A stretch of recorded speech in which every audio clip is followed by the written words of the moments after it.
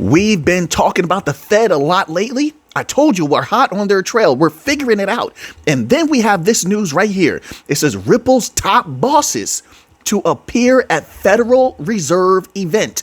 This is the same Federal Reserve that has multiple representatives that are bullish, more bullish on the private sector than they are on their own Fed now system. This is the same Federal Reserve that had Christopher Waller come out and say India, who wants to connect to particular systems in the U.S., should wait on the private sector and reference, juxtaposed to Fed now, a certain private industry actor that had around 600 banks is what he said. Who was that one? Listen, all of the information is leading to the same place. What have we been discussing lately? We talked the other day just about Ripple wanting to go after the commercial banks in the U.S. It was Stuart Alderati came out and said that. Then we had Monica Long come out and mention something. I believe it was Monica Long come out and mention something similar to that about just U.S. domination. Then they got quiet. Know why Ripple gets quiet? Because they get to work. Now we have this. You think they're going to this event just to show face? No. This is a money-making organization. They want absolute domination. The key to them being legendary, the key to Ripple, and I'm just going to talk about them in particular, to them seeing unbelievable gains is XRP. That's why they love it so much. That's why they cling to it. They can never replace XRP. There's nothing like it, period. They know it. They know it. The Federal Reserve. They've been monitoring and working with a lot of these bank coin companies for a long time. You know this. They work with Algorand.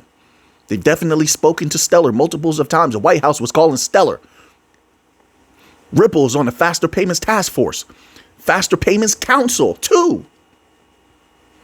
And we know that the Federal Reserve, and this is what I was talking about in yesterday's video. I hope people watched that video. We know that the Federal Reserve has had ongoing experimentation with DLT technologies, and it's beyond their real-time gross settlement system, whatever they're calling that system that they keep talking about. That's the distraction. Anytime they put one thing out here and they're giving you all this information about it, but then you have all these other special projects going on, but they don't give you any description, there's a reason for that. Why aren't they giving you a description of what they're testing, what they're building, other than this one system they keep talking about? You see, I'm not one of those people to just pay attention to what you're pointing me to. I look at the entire picture. I ask questions, the hard questions, the scary questions. What are those things over there you've been working on all this time? Now, Ripple's top bosses, once again, are to appear at the Federal Reserve event. People don't understand. Why now? Why now? This is what it says. Read this little tidbit here. Why not? Ripple CEO Brad Garlinghouse. Wait. Pause for a moment. Pause. I have to say this. Notice how they're releasing. Wait. Let me make sure that I'm getting this right. Once again, they release this information on a Friday when you're getting off of work, when you're ready to go out and party, when you're ready to go out and have dinner, when you're ready to go to the movies, when nobody's paying attention. They release this information on a Friday because they don't want people to know. This is how you bury information one way. Sorry, I'm feeling a little bit hyped today. This is some good news. I'm just excited. I have to be me. Now, here's the thing. Are people going to spread this around? Share the video. That definitely would benefit me. I'm all for it. But you can go to this article, actually just screenshot that article, send it to your people, let them know, like, hey, look, something's going on here. And they'll add it up. People are wise out there. I'm wise, you're wise. I'm sure you're surrounding yourself with a bunch of wise people, and they're going to see something's going on here. Okay, what's going on? But let's continue on here.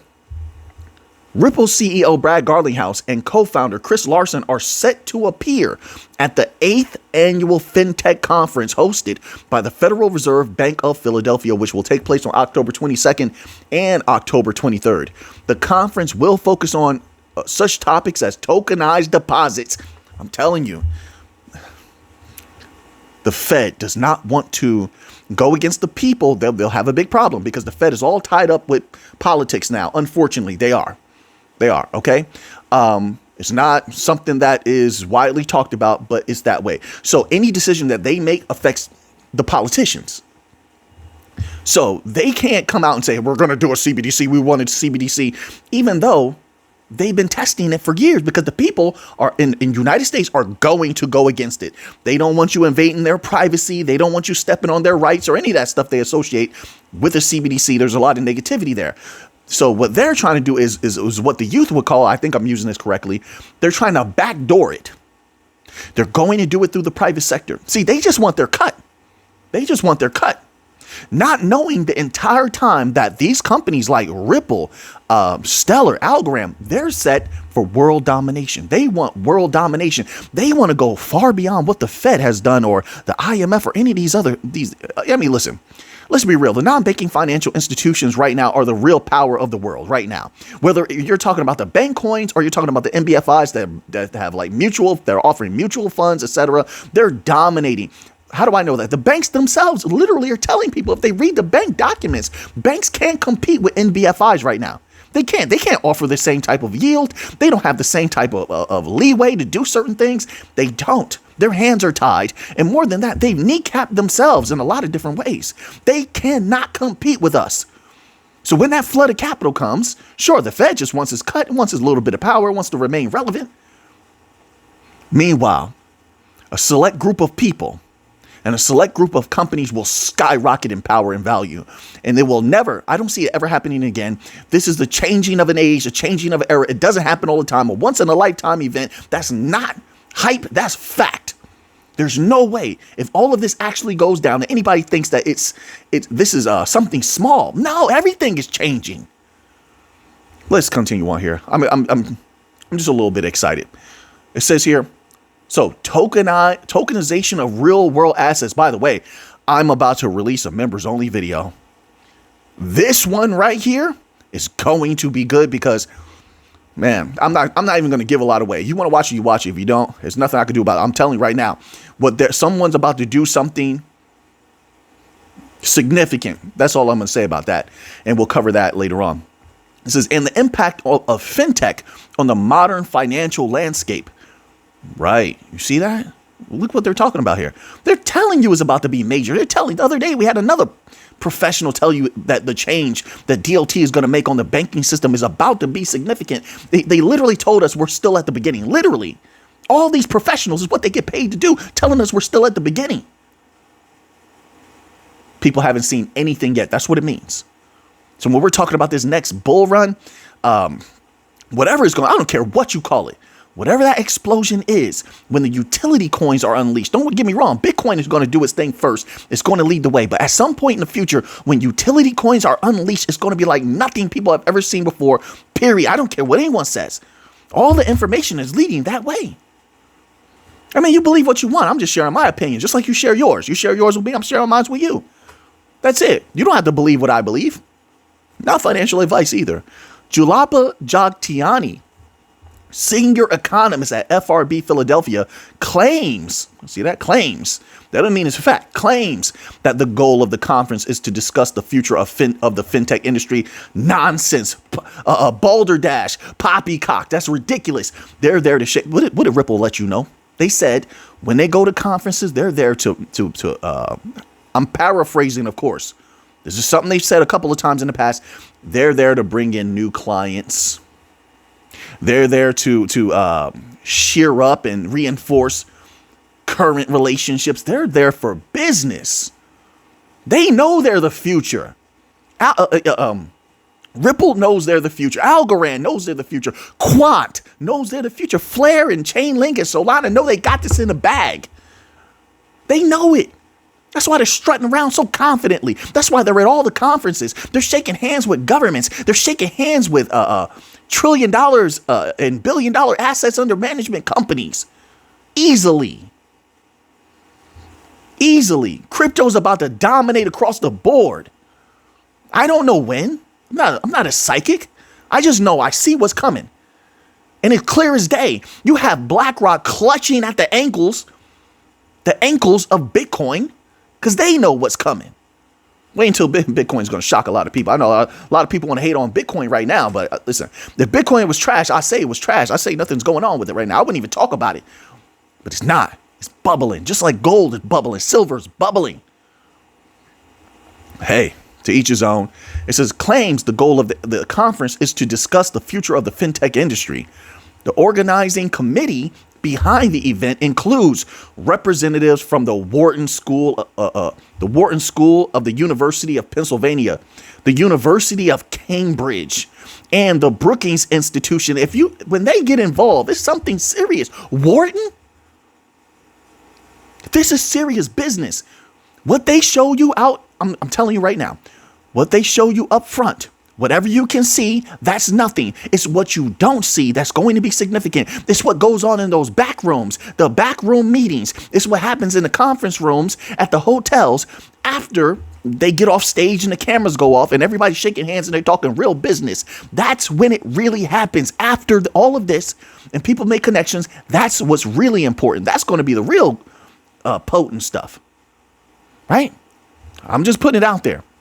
They're here for serious business because the time is coming. I don't know when. Like I said, I'll say that again. You want timelines, go to someone else. I can't tell you that. I don't work for these companies. I've been around the block for a long time. I know how business go, big business. I know how it goes.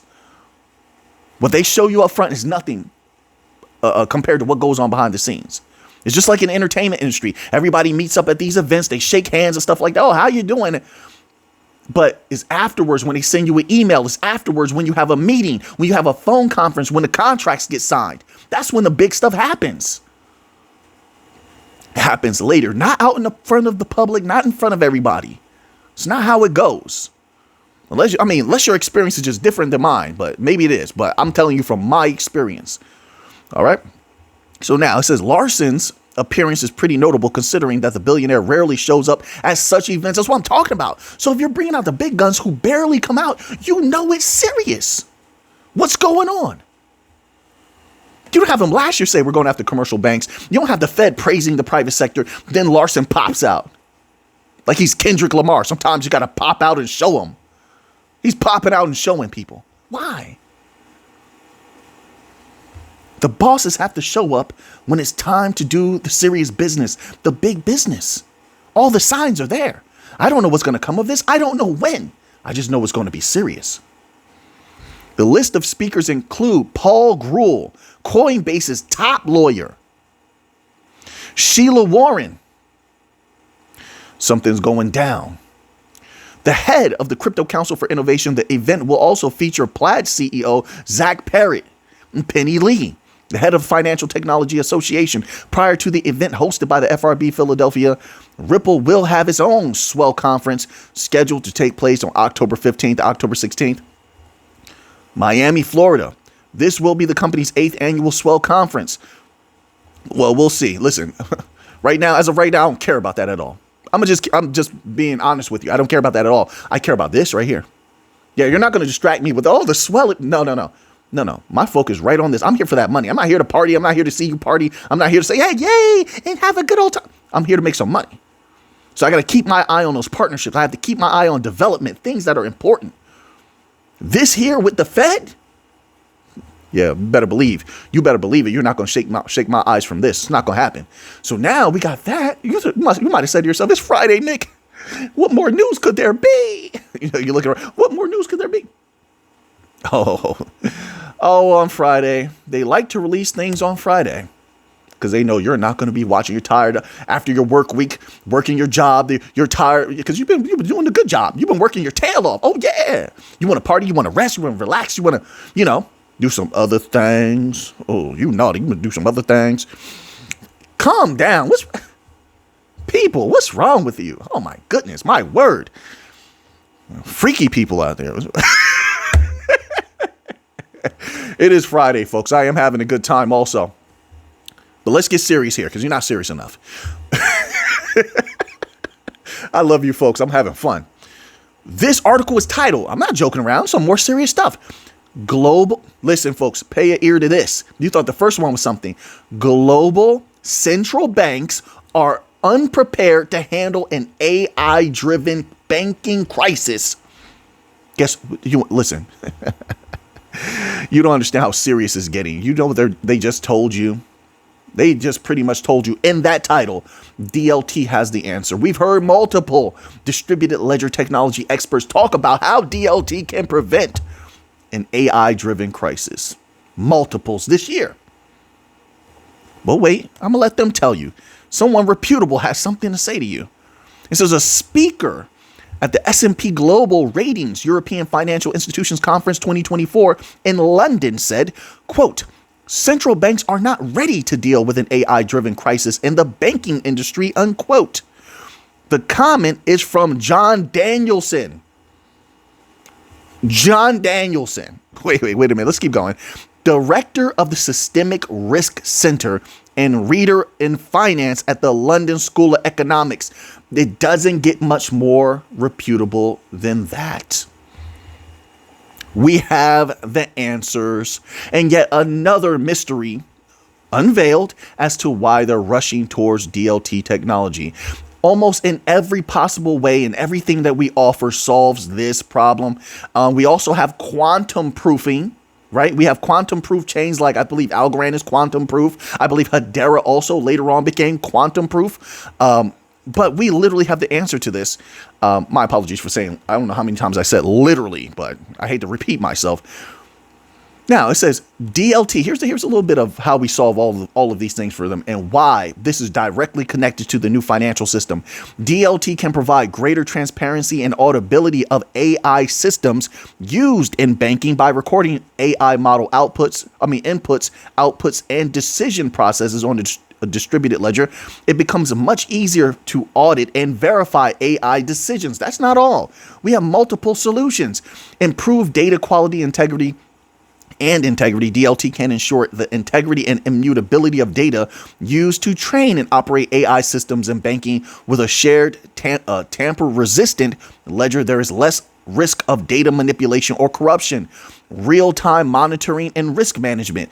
Decentralized governance also, right? But I put less emphasis on that. Smart contracts for automated compliance. Smart contracts on DLT platforms can encode regulatory requirements and best practices for AI use in banking. This allows for automated compliance checks and enforcement, reducing the risk of AI systems operating outside of established guidelines.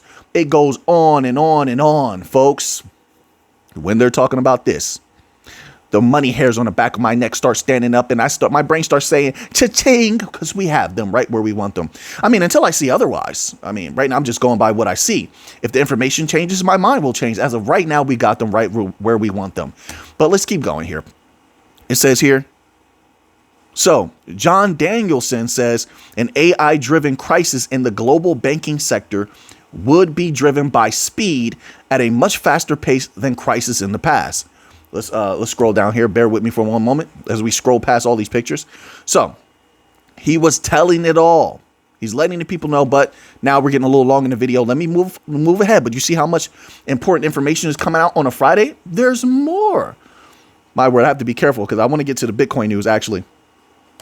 I want to make sure I keep my word to the Bitcoin people that I'm getting you some articles, okay?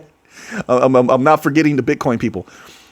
I'm handling the Bankcoin news, and this is for Bankcoins across the board. XRP is at the forefront, but everything else follows behind XRP or side by side with XRP. XRP moves, XLM moves. Algorand is right there. They're doing a good job. Hedera is doing a good job. We report on them every once in a while, when they have something major going on, but they've been doing good. Zenfin's doing well. They're all doing well across the board right now, as far as what I can see. So I want to make sure I also don't forget the Bitcoin news. Hong Kong to align crypto OTC derivative rules with European standards. They're trying to come into alignment. So now you have that happening. At the same time, you have these regulatory groups, that Ripple is a part of, Hedera is a part of, to make sure that deploying and coming into compliance is super easy. So now if Hong Kong is going to be coming into alignment with Europe, and Hedera, Ripple, and a couple of other utility coin companies are ensuring that everything's going to be easy as possible for any of these utility coin companies to come into compliance and deploy in Europe. That means that also is going to hold true when it comes to Hong Kong. You see how that works there? And I'm not sure how many others are going to come into alignment with pretty much MiCA standards. That's pretty much what it is.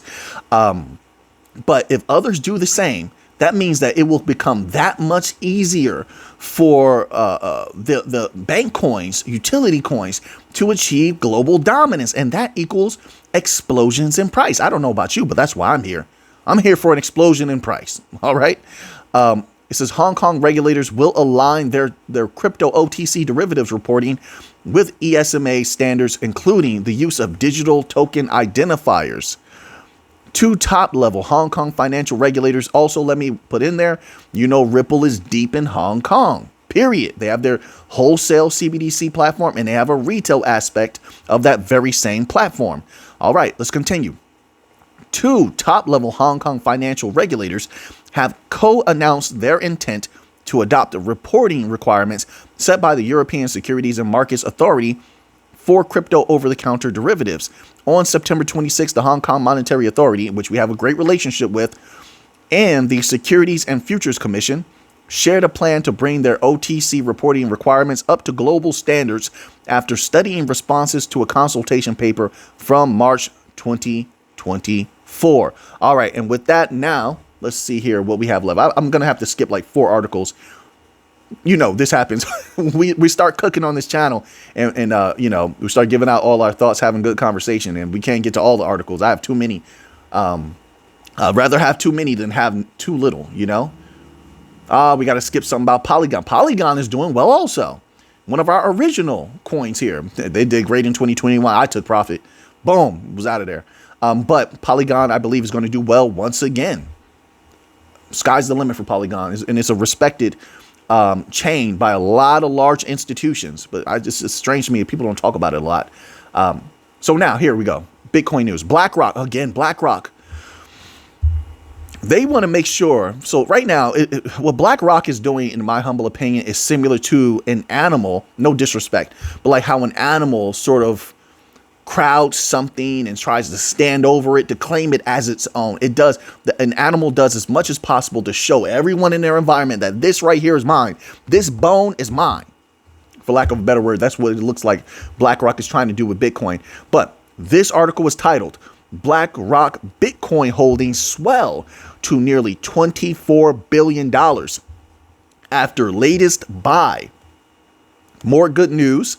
This is, and like I said, maybe this is the beginning of the media push or the conditioning, the undoing of some of the negative conditioning that this very same industry that's led by BlackRock has put onto the people, that negative conditioning. Now they're trying to soften that up a little bit in preparation for what will be the true bull run, right, that everyone is really waiting for.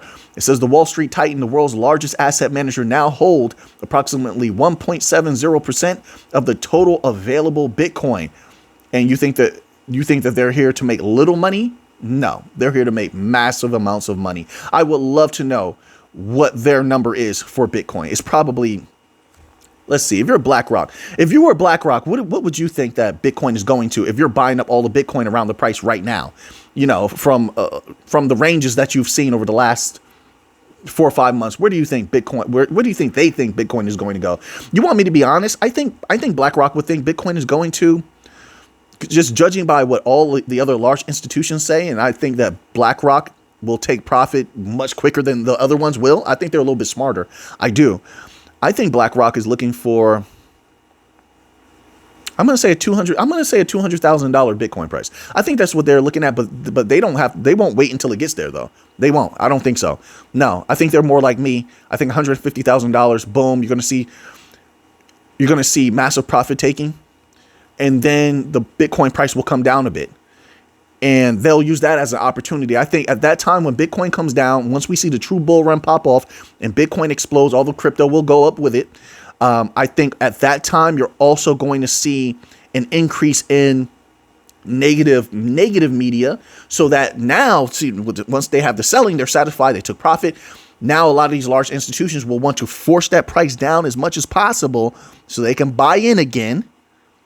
And then they know once you pull that rubber band down, all you have to do is have a little bit of positive news in conjunction with or simultaneously with them buying a little bit. And as the regular people hear that positive news and the price start going up again, you'll get another explosion, and it'll be a rinse and repeat type of thing. So I think they're watching for that. So that's my thoughts on that. But let's read this little tidbit here. After less than a year of trading for its Bitcoin ETF, Wall Street titan BlackRock has seen its Bitcoin holdings increase to nearly $23.7 billion. The milestone comes after the $9 trillion asset manager recently acquired another $35 million worth of Bitcoin and $6.4 million of Ethereum earlier this week. I'm actually shocked at how much negative news is coming out about Ethereum. I don't have any Ethereum. I don't particularly like Ethereum, but I won't deny Ethereum is a moneymaker into the future, and it's just it's unbelievable what I've been seeing. Listen, I'm here to make money. I'm not trying to get all emotional over these cryptos and such, but I could see people jumping in. Not financial advice, but yes, I understand why BlackRock's getting into Ethereum deep, because Ethereum's probably going to explode at some point in the future. Yeah, it looks bullish. My humble opinion, despite all the things going on with Ethereum that could say otherwise, there's more bullish things going on for Ethereum. And I think that is bullish into the future. Just my humble opinion. It says, with the latest acquisition, the asset manager's Ethereum reserves now stand at 350,000 ETH, worth around $989 million, according to data from blockchain analytics firm Arkham Intelligence. All right, so BlackRock continues to buy up Bitcoin. They're super bullish on it. I'm super bullish on Bitcoin. I'm not going to wait I'm telling you right now, I'm not waiting for BlackRock and all those people to sell on me. I'm telling you right now, I have my numbers, and I'm not married to Bitcoin. Here to make some money. Here to make some money off Bitcoin. Then maybe if they pull off what I just said, once I sell, I'll be back later to get some more money off of Bitcoin.